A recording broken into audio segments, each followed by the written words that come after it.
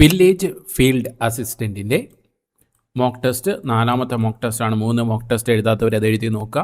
ഇപ്പോൾ മോക്ക് ടെസ്റ്റിൻ്റെ ക്വസ്റ്റ്യൻസും അതിൻ്റെ എക്സ്പ്ലനേഷനുമാണ് നമ്മൾ വരുന്നത്. ആദ്യം നമ്മുടെ ക്വസ്റ്റ്യൻ പറഞ്ഞു പോകും, അതിൻ്റെ ഓപ്ഷൻസ് നിങ്ങളുടെ ആൻസർ എടുത്ത് എഴുതുക. അതിനുശേഷം നമ്മൾ ആ ചോദ്യവും അതിൻ്റെ റിലേറ്റഡ് ഫാക്ട്സ് നമ്മൾ ഡിസ്കസ് ചെയ്യും. ഓക്കെ, അപ്പോൾ ആദ്യമായിട്ട് കാണുന്നവർ എന്ത് ചെയ്യുക, ഇത് ഒന്ന് ശ്രദ്ധിക്കുക. മിഷൻ LDC PDF ബാച്ച് നമ്മൾ സ്റ്റാർട്ട് ചെയ്തിട്ടുണ്ട്. അപ്പോൾ നോട്ടിഫിക്കേഷൻ വന്നിട്ടില്ല, അതിനു മുമ്പേ നമ്മൾ സ്റ്റാർട്ട് ചെയ്യുകയാണ്. മന്ത്ലി ഫീസ് വരുന്നത് 99 ആണ്. ചിലരൊക്കെ വിചാരിക്കും 99 ആയതുകൊണ്ട് അതിനകത്ത് നോട്ടൊന്നും ഉണ്ടാവില്ല എന്നുള്ള ഒരു പ്രതീതി ഉണ്ടാകും. അങ്ങനെയല്ല. അപ്പോൾ ഇതിനകത്ത് ജോയിൻ ചെയ്തവരടുത്ത് നമ്മൾ ജസ്റ്റ് സ്റ്റാർട്ട് ചെയ്തിട്ടുണ്ട്, അവരടുത്ത് ചോദിച്ചാൽ മതി. Previous year question and explanation, അതുപോലെ കറണ്ട് അഫയേഴ്സിന് റിലേറ്റഡ് ഫാക്ട്സ്, ഡെയിലി എക്സാം, അതുപോലെ SCRT NCRT പോയിൻറ്റ്സ്.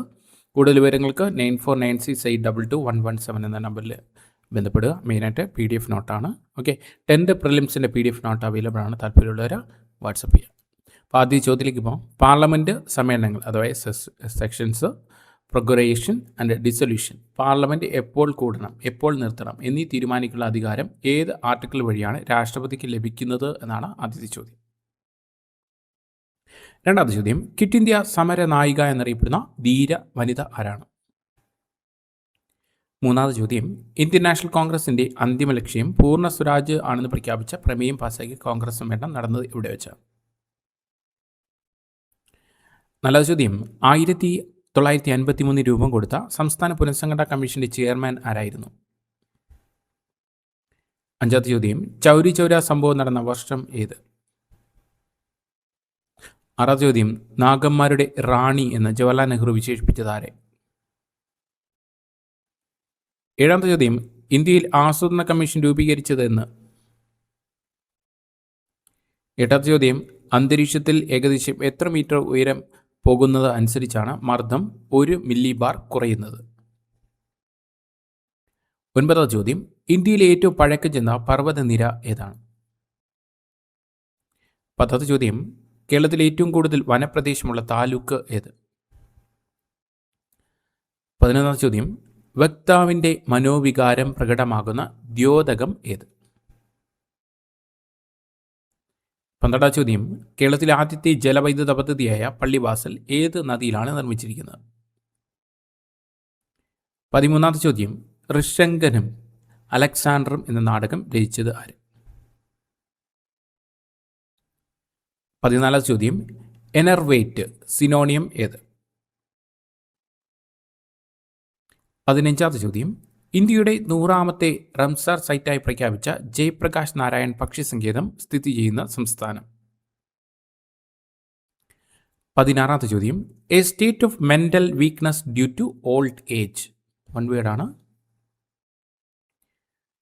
17ാമത്തെ ചോദ്യം, വടക്ക് കിഴക്കൻ ഇന്ത്യയിലെ ഏറ്റവും വലിയ ശുദ്ധജല തടാകമായ ലോക്തക് സ്ഥിതി ചെയ്യുന്ന ചലിക്കുന്ന ദേശീയോദ്യാനം ഏത്? 18ാമത്തെ ചോദ്യം, കേരളത്തിലെ പാരമ്പര്യേതര ഊർജ്ജ സ്രോതസ്സുകളെക്കുറിച്ച് പഠനം നടത്തുന്ന ഏജൻസി ഏത്? 19ാമത്തെ ചോദ്യം, നിലവിലെ സംസ്ഥാന തുറമുഖ വകുപ്പ് മന്ത്രി ആര്? 20ാമത്തെ ചോദ്യം, സഹ്യാദ്രിയിലെ മഹാബലേശ്വറിനടുത്ത് നിന്ന് ഉത്ഭവിക്കുന്ന ഉപദ്വീപീയ നദി ഏത്? 21ാം ചോദ്യം, തന്നിരിക്കുന്നവയിൽ അവസാദ ശിലകൾക്ക് ഉദാഹരണം ഏതല്ല? 22ാം ചോദ്യം, നേപ്പാളിൻ്റെ 47ാം പ്രധാനമന്ത്രി ആര്? 23ാമത്തെ ചോദ്യം, 10 പൂച്ചകൾ 10 സെക്കൻഡിൽ 10 എലികളെ തിന്നും. 100 സെക്കൻഡിൽ 100 എലികളെ തിന്നാൻ എത്ര പൂച്ചകൾ വേണം എന്നാണ് ചോദ്യം. സിമ്പിൾ ചോദ്യമാണ്. 24ാം ചോദ്യം, 5:9 ഡ്യൂപ്ലിക്കേറ്റ് റേഷ്യോ എന്ത്?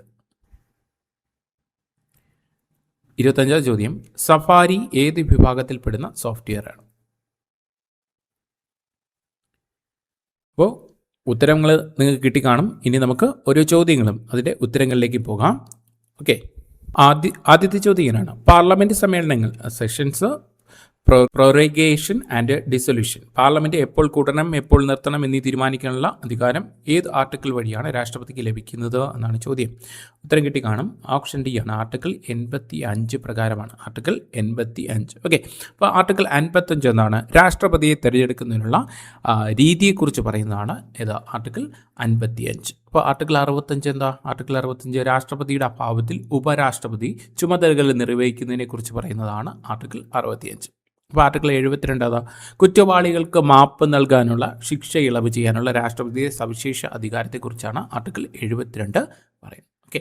അടുത്ത രണ്ടാമത്തെ ചോദ്യം, ക്വിറ്റ് ഇന്ത്യ സമര നായിക എന്നറിയപ്പെടുന്ന ധീര വനിത ആരെന്നാണ് ചോദിച്ചിരിക്കുന്നത്. ആരാണ് ക്വിറ്റ് ഇന്ത്യ സമര നായിക? അരുണ ആസിഫ് അലി. ഓപ്ഷൻ എ ആണ് ഉത്തരം, അരുണ ആസിഫ് അലി. ഓക്കെ. അപ്പോൾ ക്വിറ്റ് ഇന്ത്യ സമര നായകൻ എന്നറിയപ്പെടുന്ന ആരാ? ജയപ്രകാശ് നാരായണൻ ഓർത്ത് വയ്ക്കുക. ഓക്കെ. അടുത്ത് എ വി കുട്ടുമാളു അമ്മയുണ്ട്. എ വി കുട്ടുമാളു അമ്മയുടെ പ്രത്യേകത എന്താ? സിവിൽ നിയമലംഘന പ്രസ്ഥാനവുമായി ബന്ധപ്പെട്ട എന്ത് ചെയ്ത് കുട്ടിയുമായി ജയിലിൽ പോയ ധീര വനിതയാണ് ആര്? എ വി കുട്ടുമാളു അമ്മ. ഈ ക്യാപ്റ്റൻ ലക്ഷ്മിയുടെ പ്രത്യേകത എന്താ? സുഭാഷ് ചന്ദ്രബോസിൻ്റെ ആസാദ് ഹിന്ദ് ഫൗജിൻ്റെ വനിതാ വിഭാഗം ഝാൻസി റാണി റെജിമെൻറ്റിൻ്റെ എന്തായിരുന്നു? കമാൻഡറായിരുന്നു ക്യാപ്റ്റൻ ലക്ഷ്മി. ഇനി സരോജിനി നായിഡു 1925 INC സമ്മേളനത്തിൻ്റെ അധ്യക്ഷ. 1925 INC സമ്മേളനത്തിൻ്റെ അധ്യക്ഷ, NC പ്രസിഡന്റായ ആദ്യ ഇന്ത്യക്കാരിയാണ് സരോജിനി നായിഡു. അതുപോലെ തന്നെ ഇന്ത്യയിലെ ആദ്യത്തെ വനിതാ ഗവർണർ ആരെന്ന് വെച്ചാൽ സരോജിനി നായിഡു. ഓക്കെ. അടുത്ത മൂന്നാമത്തെ ചോദ്യം, ഇന്ത്യൻ നാഷണൽ കോൺഗ്രസിൻ്റെ അന്തിമ ലക്ഷ്യം പൂർണ്ണ സ്വരാജാണെന്ന് പ്രഖ്യാപിച്ച പ്രമേയം പാസാക്കിയ കോൺഗ്രസ് സമ്മേളനം നടന്നത് എവിടെ വെച്ചതാണ് ചോദ്യം. എല്ലാവർക്കും കിട്ടുന്നതാണ്, സ്ഥിരമായിട്ട് ചോദിക്കുന്നത്. ലാഹോർ സമ്മേളനമാണ്. 1929 ലാഹോർ സമ്മേളനം നടന്നത് എന്ന് ഓർത്ത് വയ്ക്കുക. 1929. അധ്യക്ഷനാരായിരുന്നു? നെഹ്റു ആയിരുന്നു. 1929 നെഹ്റു ആയിരുന്നു. 1929 ഡിസംബർ 31 1929 ഡിസംബർ 31 ജവഹർലാൽ നെഹ്റു രവി നദിക്കരയിൽ എന്ത് ചെയ്തു? ഇന്ത്യൻ ത്രിവർണ്ണ പതാക ഉയർത്തുകയാണ് ഉണ്ടായത്. ഓക്കെ. അപ്പോൾ 1929 ഓർത്ത് വയ്ക്കാം, മറന്നു പോരുത്. ക്ലിയർ? ഓക്കെ. അടുത്ത ഈ അമരാവതി സമ്മേളനത്തിൽ പ്രത്യേകത 1897 അമരാവതി സമ്മേളനം 1897 അമരാവതി സമ്മേളനത്തിലാണ് ചേറ്റൂർ ശങ്കരൻ നായർ, മലയാളിയാണ്, കോൺഗ്രസ് പ്രസിഡന്റായ സമ്മേളനമാണ് അമരാവതി സമ്മേളനം 1897 എന്ന് ഓർത്ത് വയ്ക്കാം. ഓക്കെ. 1920 നാഗ്പൂർ സമ്മേളനത്തിന് എന്താ പ്രത്യേകത? 1920 നാഗ്പൂർ സമ്മേളനത്തിന് അത് ആരായിരുന്നു അധ്യക്ഷൻ? വിജയരാഘവാചാര്യയുടെ അധ്യക്ഷതയിൽ ചേർന്ന ഈ സമ്മേളനത്തിലാണ് ഗാന്ധിജിയുടെ നിസ്സഹകരണ പ്രസ്ഥാനത്തിന് അന്തിമ അംഗീകാരം നൽകിയത്. ഓക്കെ. 1920 നാഗ്പൂർ സമ്മേളനം. ക്ലിയർ? അടുത്ത നാലാമത്തെ ചോദ്യം, 1953 രൂപം കൊടുത്ത സംസ്ഥാന പുനഃസംഘടനാ കമ്മീഷന്റെ അധ്യക്ഷൻ. സ്ഥിരമായിട്ട് ചോദിക്കുന്ന ചോദ്യമാണ്. ഓപ്ഷൻ സി ആണ്, ഫസൽ അലി. അപ്പോൾ എത്ര പേരുണ്ടായിരുന്നു സംസ്ഥാന പുനഃസംഘടനാ കമ്മീഷനിൽ? എത്ര പേരുണ്ടായിരുന്നു? 3 പേരാണ്. ആരൊക്കെയാണ്? Fazal Ali, Sardar K M Panikkar, Hridayanath Kunzru, HN Kunzru. Clear? അപ്പോൾ മറന്നു പോരുത്. 1953 രൂപീകരിക്കുന്നു. 1956 നവംബർ 1 സംസ്ഥാനം രൂപീകരിക്കുന്നു. സംസ്ഥാനങ്ങൾ, അതായത് സംസ്ഥാന പുനഃസംഘടനാ സമിതിയുടെ റിപ്പോർട്ട് പ്രകാരം 1956 നവംബർ 1 കേരളം ഉൾപ്പെടെ 14 സംസ്ഥാനങ്ങളും 6 കേന്ദ്രഭരണ പ്രദേശങ്ങളും രൂപീകരിക്കുന്നു. മറന്നു പോകരുത്, ഓർത്ത് വയ്ക്കുക. ഈ സർദാർ കെ എം പണിക്കർ മലയാളിയാണെന്ന് ഓർത്ത് വയ്ക്കുക. അതിൽ അംഗമായ മലയാളിയാണ് സർദാർ കെ എം പണിക്കർ എന്ന് ഓർത്ത് വയ്ക്കുക. ക്ലിയർ? ഓക്കെ. അടുത്ത ചോദ്യം, വല്ലഭായ് പട്ടേൽ എന്ന് പറഞ്ഞാൽ അയൺ മാൻ ഓഫ് ഇന്ത്യ എന്നറിയപ്പെടുന്നത്. അടുത്ത ചോദ്യം, 5ാമത്തെ ചോദ്യം, ചൗരി ചൗര സംഭവം നടന്ന വർഷം എന്നതാണ് ചോദ്യം. സിമ്പിൾ ചോദ്യമാണ്. ഓപ്ഷൻ ആണ് 1922 ചൗരി ചൗര സംഭവം നടന്നത്. ഫെബ്രുവരി 5 1922 ഫെബ്രുവരി 5 ചൗരി ചൗര സംഭവം നടക്കുന്നത്. ചൗരി ചൗര പോലീസ് സ്റ്റേഷൻ, ഉത്തർപ്രദേശിലെ ചൗരി ചൗര പോലീസ് സ്റ്റേഷൻ എന്ത് ചെയ്യുന്നു? തീ വയ്ക്കുന്നു. അതിൽ 22 പോലീസുകാർ വെന്തു മരിക്കുന്നു. ഓർത്തു വയ്ക്കാം. ഓക്കെ. 1920 പ്രത്യേകത, ഗാന്ധിജി നിസ്സഹകരണ പ്രസ്ഥാനം ഔദ്യോഗികമായി ആരംഭിച്ച വർഷമാണ് 1920. ഓക്കെ. 1920 ഓഗസ്റ്റ് 1, ഡേറ്റും കൂടെ ഓർക്കുകയാണെങ്കിൽ ഓഗസ്റ്റ് 1. 1919 ഏറ്റവും പ്രധാനപ്പെട്ട ജാലിയൻ വാലാബാഗ് നടന്ന 1919 ഏപ്രിൽ 13 1919 ഏപ്രിൽ 13 ജാലിയൻ വാലാബാഗ് കൂട്ടക്കൊല നടന്നത്.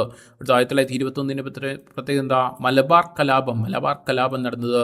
1921 വാഗൺ ട്രാജഡി നടന്നത് 1921. അടുത്ത ചോദ്യം, നാഗന്മാരുടെ റാണി എന്ന് ജവഹർലാൽ നെഹ്റു വിശേഷിപ്പിച്ചത് ആരെ എന്നാണ് ചോദ്യം. ഓപ്ഷൻ എ ആണ്, ഗേഡിലു. റാണി ഗേഡിലുവിനാണ് നാഗന്മാരുടെ റാണി. 1937 ഷിലോങ് ജയിലിൽ വെച്ചാണ് നമ്മുടെ ജവഹർലാൽ നെഹ്റു ഈ റാണി ഗേഡിലിനെ സന്ദർശിക്കുന്ന വേളയിലാണ് റാണി എന്ന് പറഞ്ഞത്. ഓക്കെ. അടുത്ത പ്രീതി ലത വടേക്കർ. എന്താ പ്രത്യേകത? ഇന്ത്യൻ സ്വാതന്ത്ര്യ സമരത്തിലെ വനിതാ രക്തസാക്ഷി എന്നറിയപ്പെടുന്ന പ്രീതി ലത വഡേക്കറാണ്. ഓക്കെ, 1932 ഈ സംഭവം നടക്കുന്നത്. 1932 പഹാർഗത്തി യൂറോപ്യൻ യൂണിയൻ ആക്രമണത്തിൽ പങ്കെടുത്തതിന് പിടിക്കപ്പെട്ടപ്പോൾ എന്ത് ചെയ്തു? ഇവർ സൈനൈഡ് കഴിച്ച് ആത്മഹത്യ ചെയ്തു. അതാണ് പ്രീതി ലത വഡേക്കറിൻ്റെ പ്രത്യേകത ഓർത്തേക്കുക. ക്ലിയർ? ഓക്കെ, അടുത്ത് ശ്രദ്ധിക്കേണ്ടത് ഇനി അടുത്തുണ്ട് മാതങ്കിനി ഹസാരയുണ്ട്. മാതങ്കിനി ഹസാര നിങ്ങൾ കേട്ടിട്ടുണ്ടോ? മാതങ്കിനി ഹസാര ബംഗാളിൽ നിന്നുള്ള സ്വാതന്ത്ര്യ സമര സേനാനിയാണ്. ഈ മാതങ്കരി ഹസാര എന്ന് പറയുന്നത് വൃദ്ധയായ ഗാന്ധി എന്നറിയപ്പെടുന്നതാണ്. വൃദ്ധയായ ഗാന്ധി. ഓക്കെ, പുതിയ പോയിന്റ് ആയിരിക്കും ചിലപ്പോൾ. വൃദ്ധയായ ഗാന്ധി എന്നറിയപ്പെടുന്നത് മാതങ്കിനി ഹസാരയാണെന്ന് ഓർത്തിക്കുക. അടുത്ത കനകലത ബറുവ. കനകലത ബറുവ എന്ന് പറയുന്നത് പ്രത്യേക ബീർബാല എന്നറിയപ്പെടുന്ന വ്യക്തിയാണ് കനകലത ബറുവ എന്ന് പറയുന്നത്. ഓക്കെ, അസമിൽ നിന്നുള്ള പ്രായം കുറഞ്ഞ സ്വാതന്ത്ര്യ സമര രക്തസാക്ഷിയാണ് ആരെന്ന് പറയുന്നത്? കനകലത ബറുവ എന്ന് ഓർത്തേക്കുക. എവിടെ നിന്നുള്ള? അസമിൽ നിന്നുള്ള പ്രായം കുറഞ്ഞ സ്വാതന്ത്ര്യ സമര രക്തസാക്ഷിയാണ് ആര്? കനകലത ബറുവ. മറന്നു പോകരുത്. ഓക്കെ, അടുത്ത ചോദ്യം, 7ാമത്തെ ചോദ്യം. ഇന്ത്യയിൽ ആസൂത്രണ കമ്മീഷൻ രൂപീകരിച്ചത് എന്നാണ് ചോദ്യം. എന്താണ്? ഓപ്ഷൻ ബി ആണ്. 1950 മാർച്ച് 15 ഇന്ത്യയിലെ ആസൂത്രണ കമ്മീഷൻ, പ്ലാനിംഗ് കമ്മീഷൻ രൂപീകരിക്കുന്നത്. പ്ലാനിംഗ് കമ്മീഷൻ ചെയർമാൻ എപ്പോഴും എന്തായിരുന്നു? പ്രധാനമന്ത്രിയായിരുന്നു. ഇന്ത്യയുടെ ആദ്യത്തെ പ്രധാനമന്ത്രിയാണ് പ്ലാനിംഗ് കമ്മീഷൻ്റെ ചെയർമാൻ എന്ന് പറയുന്നത്. ആരാണ്? നെഹ്റു ആണ്. പ്ലാനിംഗ് കമ്മീഷന് പകരം നിലവിൽ വന്നതാണ് ഇപ്പോഴെന്താ? NITI Aayog. National institution for transforming India 2015 ജനുവരി 1 നിലവിൽ വന്നത് ഓർത്ത് വയ്ക്കാം. അപ്പോൾ നമുക്കിവിടെ 2 വർഷങ്ങൾ കൊടുത്തിട്ടുണ്ട്. 1950 ജനുവരി 26 ഇന്ത്യൻ ഭരണഘടന, ഇന്ത്യൻ കോൺസ്റ്റിറ്റ്യൂഷൻ നിലവിൽ വന്ന വർഷം 1950 ജനുവരി 26 1950 ജനുവരി 24 1950 ജനുവരി 24 1950 ജനുവരി 24 എന്ത് നിലവിൽ വന്നത്? അതായത് ജനഗണമന, അതുപോലെ തന്നെ വന്ദേ മാതരം, അതുപോലെ തന്നെ ഡോക്ടർ രാജേന്ദ്ര പ്രസാദ് ഇന്ത്യയുടെ രാഷ്ട്രപതിയായി. ഇങ്ങനെ ഈ സംഭവങ്ങളെല്ലാം നടക്കുന്നത് 1950 ജനുവരി 24 ഓർത്തിക്കുക. അടുത്ത ചോദ്യം ശ്രദ്ധിക്കുക. അന്തരീക്ഷത്തിൽ ഏകദേശം എത്ര മീറ്റർ ഉയരം പോകുന്നതനുസരിച്ചാണ് മർദ്ദം 1 മില്ലി ബാർ കുറയുന്നത് എന്നാണ് ചോദ്യം. ഓക്കെ, എത്രയാണ്? 10 മീറ്റർ ആണ്. ഓർത്തിക്കുക, എത്രയാണ്? 10 മീറ്റർ. സമുദ്രനിരപ്പിൽ നിന്ന് മുകളിലേക്ക് പോകും തോറും ഓരോ 10 മീറ്ററിലും, അതായത് ഓരോ 10 മീറ്റർ അല്ലെങ്കിൽ 33 അടിയിലും എന്ത് ചെയ്യും? 1 മില്ലി ബാർ വീതം എന്ത് ചെയ്തും മർദ്ദം കുറഞ്ഞുകൊണ്ടേയിരിക്കും. അപ്പോൾ ഓർത്ത് വയ്ക്കാം. അപ്പോൾ 10 മീറ്റർ അല്ലെങ്കിൽ ഓപ്ഷനിൽ 10 മീറ്റർ അല്ലെങ്കിൽ 33 അടി എന്ന് കാണണമെങ്കിൽ നിങ്ങൾ ഉത്തരം എഴുതിക്കോളാം.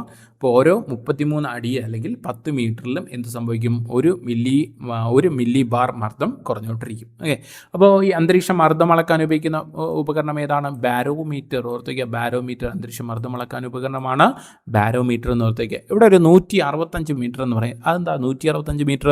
ഈ സമുദ്രനിരപ്പിൽ നിന്ന് മുകളിലേക്ക് പോകുമ്പോൾ ഇതെന്താ? ഓരോ 165 മീറ്ററിലും ഉയരത്തിലും 1 ഡിഗ്രി സെൽഷ്യസ് കുറയും. പുറത്ത് വയ്ക്കാം. 165 മീറ്റർ എന്താണെന്ന് വെച്ചാൽ ഒരു അന്തരീക്ഷത്തിൽ സമുദ്രനിരപ്പിൽ നിന്ന് മുകളിലേക്ക് പോകുമ്പോൾ സമുദ്രനിരപ്പിൽ നിന്ന് മുകളിലേക്ക് പോകുമ്പോഴും ഓരോ 165 മീറ്ററിലും എന്ത് ചെയ്യും? താപനില എന്ത് ചെയ്യും? 1 ഡിഗ്രി കുറഞ്ഞുകൊണ്ടിരിക്കും കേട്ടോ. അപ്പോൾ അതിനെ നമ്മൾ പറയുന്നതാണ് നോർമൽ ലാപ്സ് റേറ്റ് എന്ന് പറയും. ക്ലിയർ? മറന്നു വരുത്, ഓർത്ത് വയ്ക്കുക. അടുത്ത 9ാമത്തെ ചോദ്യം. ഇന്ത്യയിലെ ഏറ്റവും പഴക്കം ചെന്ന പർവ്വതനിര ഏതെന്നാണ് ചോദ്യം. സിമ്പിളായിട്ട് കിട്ടും. നിങ്ങൾ സ്ഥിരമായിട്ട് ചോദിക്കുന്ന ചോദ്യമാണ്. ഇന്ത്യയിലെ ഏറ്റവും പഴക്കം ചെന്ന പർവ്വതനിര ഏതാണ്? ആരവല്ലി പർവ്വതനിരയാണ്. ഓപ്ഷൻ സി ആണ് ഉത്തരം. ആരവല്ലി പർവ്വതനിര. ഓക്കെ, ആരവല്ലി പർവ്വതനിരയിലെ ഏറ്റവും ഉയരം കൂടിയ കൊടുമുടി ഏതാ? ആരവല്ലി പർവ്വതനിരയിലെ ഗുരുശിഖർ. മറന്നു പോരുത്, ഗുരുശിഖറാണ്. ഓക്കെ, ഗുരുശിഖറാണ്. ഓക്കെ, അടുത്ത ഏറ്റവും പ്രായം കുറഞ്ഞതാണെങ്കിലോ ഹിമാലയം. ഏറ്റവും പ്രായം കുറഞ്ഞ പർവ്വതനിര എന്ന് ചോദിച്ചാൽ ഹിമാലയമാണ്. ഹിമാലയം എന്തിനു ഉദാഹരണമാണ്? മടക്ക് പർവ്വതത്തിന് ഉദാഹരണമാണ്. ഇത് ഹിമാലയം. മടക്ക് പർവ്വതത്തിന് ഉദാഹരണമാണ് ഹിമാലയം. ഓക്കെ, ലോകത്തിലെ ഏറ്റവും ഉയരം കൂടിയ പർവ്വതനിര എന്നറിയപ്പെടുന്ന ഹിമാലയമാണ്. ഇനി അടുത്ത പശ്ചിമഘട്ടത്തിൻ്റെ പ്രത്യേകത എന്താ? ഇന്ത്യയുടെ പടിഞ്ഞാറൻ തീരത്ത് ഓക്കെ, ഈ ഭാഗത്ത് പടിഞ്ഞാറൻ തീരത്ത് എന്താണ്? പടിഞ്ഞാറൻ തീരത്ത് സമാന്തരമായി വ്യാപിച്ചു കിടക്കുന്ന ഇങ്ങനെ പടർന്നു കിടക്കുന്ന, ഗുജറാത്ത് മുതൽ ഇങ്ങനെ കടന്ന് തമിഴ്നാട് വരെ ഇങ്ങനെ പടർന്നു കിടക്കുന്നതാണ് ഏതെന്ന് പറയുന്നത്? പശ്ചിമഘട്ടം. മറന്നു പോകരുത്. പശ്ചിമഘട്ടത്തിലെ ഏറ്റവും ഉയരം കൂടി കൊടുമുടിയ ആനമുടി. ഓക്കെ, ഏതാണ്? ആനമുടി. മറന്നു പോകരുത്. അടുത്ത പൂർവ്വഘട്ടം. പൂർവ്വഘട്ടം ഇന്ത്യയുടെ കിഴക്കൻ തീരത്തിന് സമാന്തരമായി കിടക്കുന്ന വ്യാപിച്ചു കിടക്കുന്ന പർവ്വതനിരയാണ് എന്ന് പറയുന്നത് പൂർവ്വഘട്ടം എന്ന് പറയുന്നത് മറന്നു വരുത്. ഓക്കെ ഈ ഭാഗത്തായിട്ടാണ് വരുന്നത് പൂർവ്വഘട്ടം. ക്ലിയർ. അടുത്ത ചോദ്യം, കേരളത്തിലെ ഏറ്റവും കൂടുതൽ വനപ്രദേശമുള്ള താലൂക്ക് ഏത് എന്നാണ് ചോദ്യം. കേരളത്തിൽ ഏറ്റവും കൂടുതൽ വനപ്രദേശമുള്ള താലൂക്ക് ഏതെന്ന് വെച്ചാൽ റാന്നിയാണ്. ഓപ്ഷൻ സി ആണ്. റാന്നി ഏത് ജില്ലയാണ്? പത്തനംതിട്ട ജില്ലയാണ്. പത്തനംതിട്ട ജില്ലയിലെ പ്രദേശമാണ് എന്ന് പറയുന്നത് റാന്നി എന്ന് പറയുന്നത്. അപ്പോൾ കേരളത്തിൽ ഏറ്റവും കൂടുതൽ വന ഡിവിഷൻ, ഏറ്റവും വലിയ വന ഡിവിഷൻ എന്ന് ചോദിച്ചാലും ഏത് തന്നെയാണ്? റാന്നി. കേരളത്തിലെ ഏറ്റവും വലിയ വന ഡിവിഷൻ എന്ന് ചോദിച്ചാൽ റാന്നിയാണ്. ഗവി സ്ഥിതി ചെയ്യുന്ന വന ഡിവിഷൻ എന്ന് ചോദിച്ചാൽ ഗവി സ്ഥിതി ചെയ്യുന്ന വന ഡിവിഷൻ ചോദിച്ചാലും റാന്നിയാണ്. എന്നാൽ കേരളത്തിലെ ഏറ്റവും കൂടുതൽ വനമുള്ള ജില്ല, വനം കൂടുതലുള്ള ജില്ല ചോദിച്ചാൽ ഇടുക്കി ജില്ലയാണ്. കേരളത്തിലെ ഏറ്റവും കൂടുതൽ വനമുള്ള ജില്ല ചോദിച്ചാൽ ഇടുക്കി ജില്ലയും, ശതമാന അടിസ്ഥാനത്തിൽ വനം കൂടുതൽ ചോദിച്ചാൽ വയനാട് ജില്ലയാണെന്ന് ഓർത്തിക്കുക. ശതമാന അടിസ്ഥാനത്തിൽ വയനാടും, വനം കൂടുതൽ ഇടുക്കി ജില്ലയാണ്. അടുത്ത 11ാമത്തെ ചോദ്യം, വക്താവിൻ്റെ മനോവികാരം പ്രകടമാകുന്ന ദ്യോതകമേത്? മലയാളത്തിൽ നിന്നൊരു ചോദ്യമാണ്. വക്താവിൻ്റെ മനോവികാരം പ്രകടമാകുന്ന ദ്യോതകം ഏതെന്നാണ് ചോദ്യം. വ്യാക്ഷേപകമാണ്. വ്യാക്ഷേപകം. എന്താണ് ദ്യോതകം എന്ന് ചോദിച്ചാൽ സ്വന്തമായി അർത്ഥമില്ലാത്തതും എന്നാൽ വാക്യങ്ങളിൽ ചേർക്കുമ്പോൾ പ്രത്യേക വിശേഷണങ്ങൾ ഉണ്ടാകുന്ന വ്യാകരണ ബന്ധങ്ങൾ ഉണ്ടാകുന്ന പദങ്ങളാണ് ദ്യോതകങ്ങൾ എന്ന് പറയുന്നത് കേട്ടോ. അപ്പോൾ ദ്യോതകങ്ങൾ എത്ര തരമുണ്ട്? ദ്യോതകങ്ങൾ പ്രധാനമായിട്ട് 4ആയിട്ട് തിരിച്ചിട്ടുണ്ട്. എത്രയായിട്ട് തിരിച്ചിട്ടുണ്ട്? 4ആയിട്ട് തിരിച്ചിട്ടുണ്ട്. ഏതൊക്കെയാണെന്ന് ചോദിച്ചാൽ വ്യാക്ഷേപകം, അത് ഇൻ്റർജെക്ഷൻ. സംസാരിക്കുന്ന ആളുടെ മനസ്സിലുണ്ടാകുന്ന ആശ്ചര്യം, സന്തോഷം, ദുഃഖം, ഭയം, അമർഷം തുടങ്ങിയ മനോവികാരങ്ങളെ പ്രകടമാക്കാൻ ഉപയോഗിക്കുന്നതാണ് വ്യാക്ഷേപകം എന്ന് പറയുന്നത്. അടുത്ത എന്താ ഗതി എന്ന് പറഞ്ഞാൽ എന്താ? ഗതി നാമങ്ങളോട് ചേർന്ന് നിന്ന് മറ്റു പദങ്ങളുമായുള്ള ബന്ധത്തെ വ്യക്തമാക്കുന്ന ദ്യോതകങ്ങളെയാണ് എന്ത് പറയുന്നത്? ഗതി എന്ന് പറയുന്നത്. ഉദാഹരണം കുറിച്ച്, കൊണ്ട്, പറ്റി, വേണ്ടി, അതുപോലെ തന്നെ നേരെ, അങ്ങനെയൊക്കെ വരുന്നത് ഉദാഹരണമാണ്. അടുത്ത ഘടകം എന്ന് പറഞ്ഞാൽ ഇംഗ്ലീഷിൽ കൺജങ്ഷൻ, രണ്ട് പദങ്ങളെ വാക്യങ്ങളെയോ തമ്മിൽ കൂട്ടിച്ചേർക്കാൻ ഉപയോഗിക്കുന്ന ദ്യോതകമാണ് എന്ന് പറയുന്നത് ഘടകം എന്ന് പറയുന്നത്. അടുത്ത കേവലം എന്ന് പറഞ്ഞാൽ ഇംഗ്ലീഷിൽ പാർട്ടിക്കിൾ എന്ന് പറയും. വാക്യങ്ങൾക്ക് ഊന്നൽ നൽകാനോ അല്ലെങ്കിൽ സംഗ്രഹമായ സംഗ്രഹത വരുത്താനോ ഉപയോഗിക്കുന്ന ദ്യോതകമാണ് എന്ന് പറയുന്നത് കേവലം എന്ന് പറയുന്നത്. അതായത് ഉദാഹരണം നമ്മൾ ഓ, ഏ, താനും, തന്നെയും എന്നെല്ലാം പറയുന്നത് എന്താണ്? ദ്യോതകമാണ് കേട്ടോ. മറന്നു വരുത്. 4ആയിട്ട് തിരിച്ചിട്ടുണ്ട്. 4 ഇതിനകത്ത് ഓപ്ഷനിലുണ്ട്. അതിൽ വക്താവിൻ്റെ മനോവികാരം പ്രകടമാകുന്നു. മനോവികാരം എന്ന് പറയുന്നത് ദുഃഖം, സന്തോഷം, ഇതെല്ലാം മനോവികാരമാണ്. ആശ്ചര്യം, ഇതെല്ലാം വരുന്നതാണ് വ്യാക്ഷേപകം എന്ന് പറയുന്നത്. അടുത്തോ 12ാം ചോദ്യം, കേരളത്തിലെ ആദ്യത്തെ ജലവൈദ്യുത പദ്ധതിയായ പള്ളിവാസൽ ഏത് നദിയിലാണ് നിർമ്മിച്ചിരിക്കുന്നത് എന്നാണ് ചോദ്യം. അപ്പോൾ ഏത് നദിയാണ്? മുതിരപ്പുഴയാണ്. ഓപ്ഷൻ ബി ആണ് മുതിരപ്പുഴ. ഇടുക്കി ജില്ലയിലാണെന്ന് ഓർത്ത് വയ്ക്കുക. പള്ളിവാസൽ എന്ന് ഓർത്ത് വയ്ക്കുക. അതുപോലെ തന്നെ ഈ ഇടുക്കി ജില്ലയിലൂടെയാണ് ഏത് സ്ഥിതിയാണ്? മൂന്നാറിലൂടെ ഒഴുകുന്ന നദി എന്നറിയപ്പെടുന്ന മുതിരപ്പുഴയാണ്. മുതിരപ്പുഴയാണ് മൂന്നാറിലൂടെ ഒഴുകുന്ന നദി മുതിരപ്പുഴയാണെന്ന് ഓർത്ത് വയ്ക്കുക. കേരളത്തിലെ ആദ്യത്തെ ജലവൈദ്യുത പദ്ധതിയാണ് എന്ന് പറയുന്നത് പള്ളിവാസൽ എന്ന് ഓർത്ത് വയ്ക്കുക. പെരിയാർ നദിയുടെ ഒരു പ്രധാന പോഷക നദിയാണ് എന്ന് പറയുന്നത് മുതിരപ്പുഴ എന്ന് ഓർത്ത് വയ്ക്കുക. പെരിയാറിൻ്റെ പോഷക നദി. പെരിയാറാണ് കേരളത്തിലെ ഏറ്റവും നീളം കൂടിയ നദി. 244 കിലോമീറ്ററാണ് പെരിയാറിൻ്റെ നീളം എന്ന് ഓർത്ത് വയ്ക്കാം. അടുത്ത് പമ്പ സ്ഥിതി ചെയ്യുന്ന പത്തനംതിട്ടയാണെന്ന് ഓർത്ത് വയ്ക്കാം. അടുത്ത് ഈ പള്ളിവാസൽ പദ്ധതി ഏത് കാലത്താണ് നിർമ്മിച്ചതെന്ന് അറിയുമോ? ഔദ്യോഗികമായ പ്രവർത്തനം ആരംഭിച്ചത് 1940 കേട്ടോ. 1940 പ്രവർത്തനം ആരംഭിച്ചത് എന്ന് ഓർത്ത് വയ്ക്കാം. ഇനി അടുത്ത് ശബരിഗിരി പദ്ധതി ഏത് നദിയിലാണ്? പമ്പാ പദ്ധതി. ശബരിഗിരി പദ്ധതി പമ്പാ നദിയിലാണ്. പെരിങ്ങൽകുത്ത് ഏതാണ്? ചാലക്കുടി പുഴയിലാണ്. പെരിങ്ങൽകുത്ത് ചാലക്കുടി പുഴയിലാണെന്ന് ഓർത്തിക്കുക. അടുത്ത ചോദ്യം, ഋഷങ്കനും അതുപോലെ തന്നെ അലക്സാണ്ടറും എന്ന നാടകം രചിച്ചത് ആര് എന്നാണ് ചോദ്യം. സിമ്പിൾ ചോദ്യമാണ്. ആരാണ്? വൈലോപ്പിള്ളി ശ്രീധരമേനോൻ. ഓപ്ഷൻ എ ആണ് ഉത്തരം. വൈലോപ്പിള്ളി ശ്രീധരമേനോൻ രചിച്ചതാണ് ഇതെന്ന്. ഋഷങ്കനും അലക്സാണ്ടറും എന്ന് ഓർത്തിക്കുക. ക്ലിയർ? മറന്നു പോയത് കൃത്യമായിട്ട് ഓർത്ത് വെച്ച് പഠിക്കാൻ വേണ്ടി ശ്രമിക്കാം. വൈലോപ്പിള്ളി ശ്രീധരമേനോൻ്റെയാണ് എന്ന് പറയുന്നത് ഋഷങ്കനും അതുപോലെ തന്നെ അലക്സാണ്ടറും എന്ന നാടകം. അടുത്ത് എനർവേറ്റ്. അടുത്ത ചോദ്യമാണ് എനർവേറ്റ് സിനോണിയം എന്ന് വെച്ചാൽ എന്താ? സിനോണിയം സെയിം മീനിങ്. സിനോണിയം എന്ന് പറഞ്ഞാൽ സെയിം മീനിങ് ആണെന്ന് അർത്ഥം. അപ്പോൾ എനർവേറ്റിൻ്റെ സെയിം മീനിങ്, എനർവേറ്റിൻ്റെ അർത്ഥം എന്താ? എനർവേറ്റ് എന്ന് പറഞ്ഞാൽ എനർവേറ്റ് എന്ന് പറഞ്ഞാൽ അതായത് ഒരു വ്യക്തിയുടെ ഊർജ്ജമോ അതിൻ്റെ ശക്തിയോ ചോർത്തിക്കളയുന്നതിനെയാണ് എന്ന് പറയുന്നത് എനർവേറ്റീവ് എന്ന് പറയുന്നത് കേട്ടോ. അപ്പോൾ അതിൻ്റെ സെയിം മീനിങ് വരുന്ന വേർഡ് ഏത് എന്നാണ് ചോദ്യം. നിങ്ങൾക്ക് കിട്ടുന്നുണ്ടോ? ഓപ്ഷൻ ഡി ആണ്, ഡെവിറ്റലൈസ്. ഓക്കെ, അപ്പോൾ ഒരു ജീവൻ്റെ അല്ലെങ്കിൽ ഒരു വ്യക്തിയുടെ ഊർജ്ജമോ ശക്തിയോ ചോർത്തിക്കളയുന്നതിനെയാണ് എന്ന് പറയുന്നത് ഡെവിറ്റലൈസ് എന്ന് പറയുന്നത് കേട്ടോ. സിനോണിയമായി വരുന്ന അതിൻ്റെ സെയിം മീനിങ് വരുന്നതാണ് എന്ന് പറയുന്നത് എനർവേറ്റോ. ഓക്കെ, ഒരാളുടെ ജീവന അവസ്ഥയോ ഊർജ്ജം നശിപ്പിക്കുക. ക്ലിയർ. ഇനി നമുക്ക് ഇവിടെ പറഞ്ഞിട്ടുണ്ട് 3 ഓപ്ഷൻസ് പറഞ്ഞിട്ടുണ്ട്.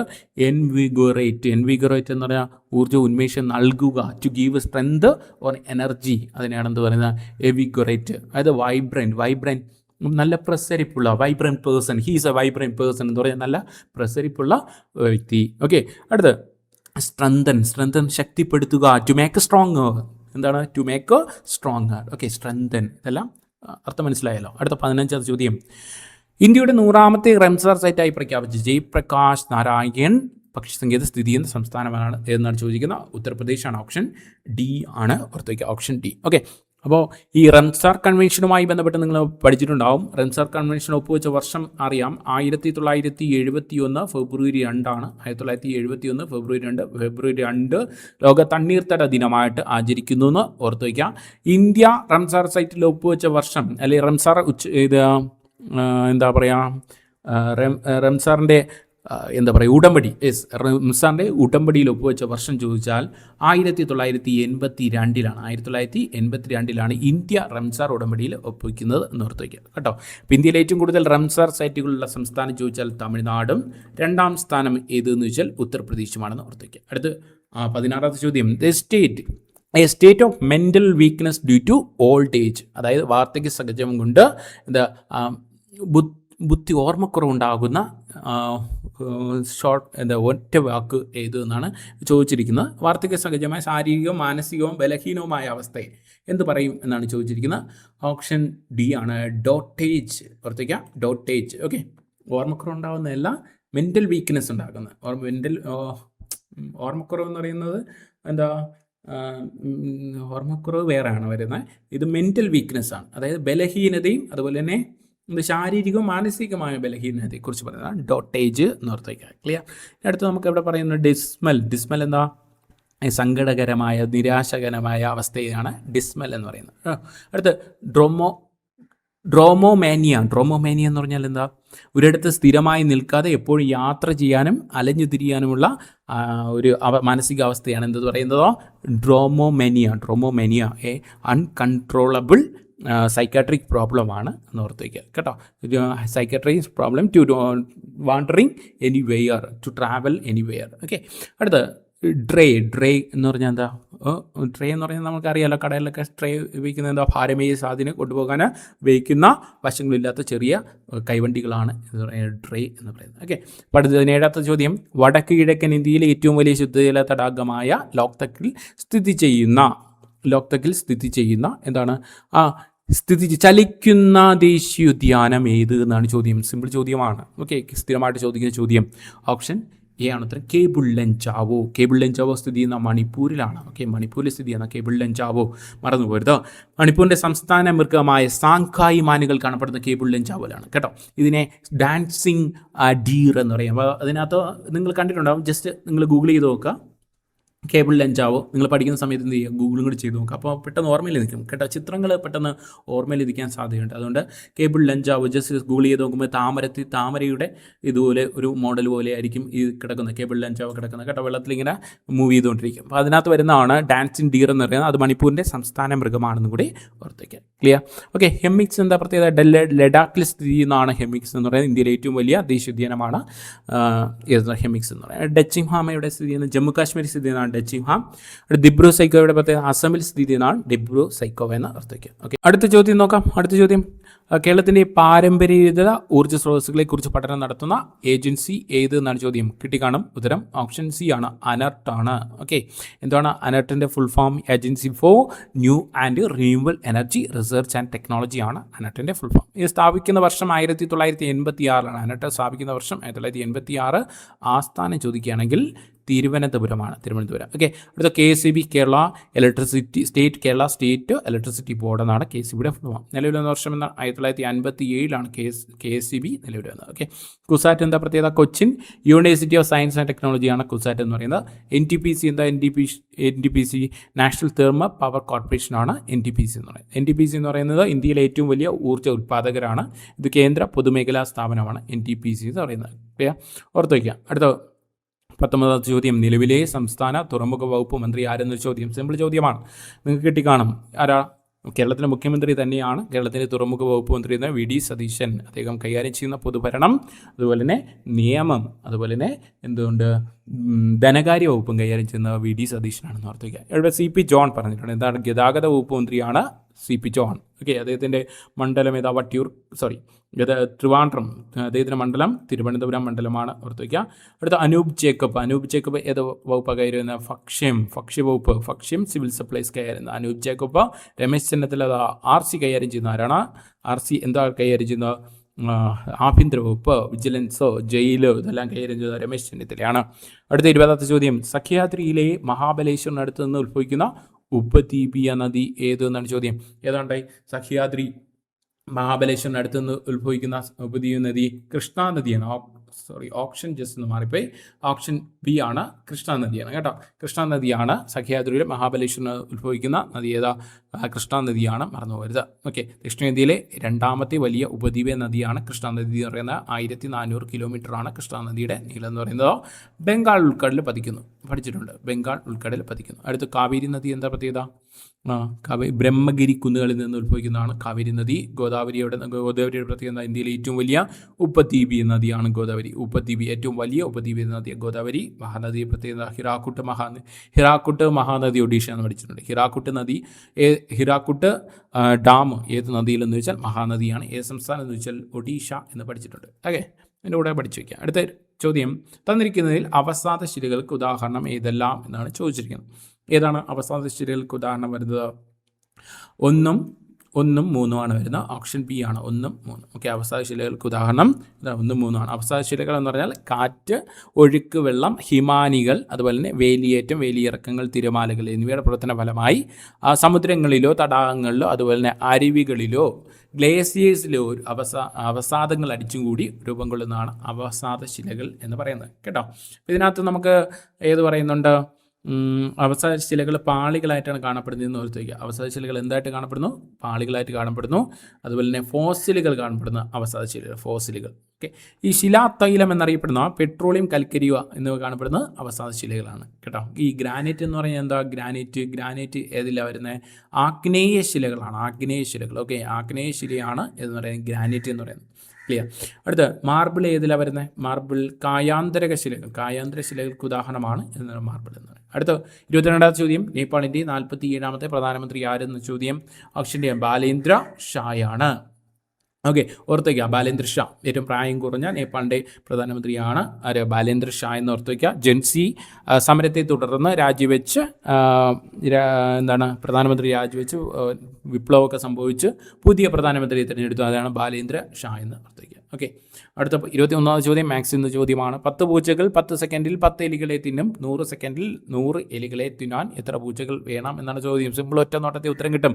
10 പൂച്ചകൾ 10 സെക്കൻഡിൽ എത്ര എലികളെ തിന്നും? 10 എലികൾ തിന്നും. അപ്പോൾ ഒരു പൂച്ച 1 സെക്കൻഡിൽ എത്ര എലികളെ തിന്നും? എത്ര എണ്ണം തിന്നും?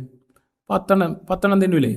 ഒരു പൂച്ച 10 സെക്കൻഡിൽ എത്ര എണ്ണം തിന്നും? 10 എണ്ണം തിന്നും. ഓക്കെ, അങ്ങനെയാണെങ്കിൽ 100 പൂച്ചകൾ 100 സെക്കൻഡിൽ 100 എലികളെ തിന്നെ എത്ര പൂച്ച വേണം? 10 പൂച്ച മതിയല്ലോ. 10 പൂച്ച പോരെ? 10 പൂച്ച മതിയല്ലോ. ഓക്കെ, ഉത്തരം കിട്ടി കാണും. ഏതാ?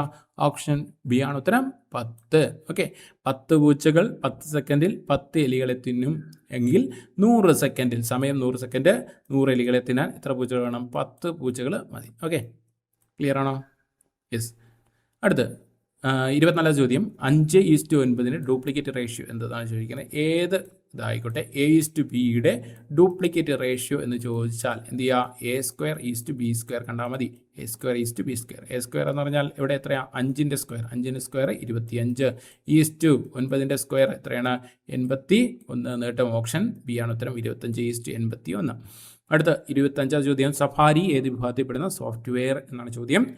സഫാരി നമുക്കറിയാം ഓപ്ഷൻ ഡി ആണ്, ബ്രൗസറിൽ വരുന്നതാണ് എന്ന് പറയുന്നത് സഫാരി. ബ്രൗസർ സോഫ്റ്റ്വെയർ ആണ് ഏതോ സഫാരി. ക്ലിയർ? അപ്പോൾ 25 മാർക്കിൽ എത്ര മാർക്ക് കിട്ടിയെന്ന് ഒന്ന് കമൻറ്റ് ചെയ്യാൻ വേണ്ടി ശ്രമിക്കാം. അപ്പോൾ അടുത്ത ഭാഗത്തിൽ വേറൊരു എക്സാമായിട്ട് വീണ്ടും കാണാം.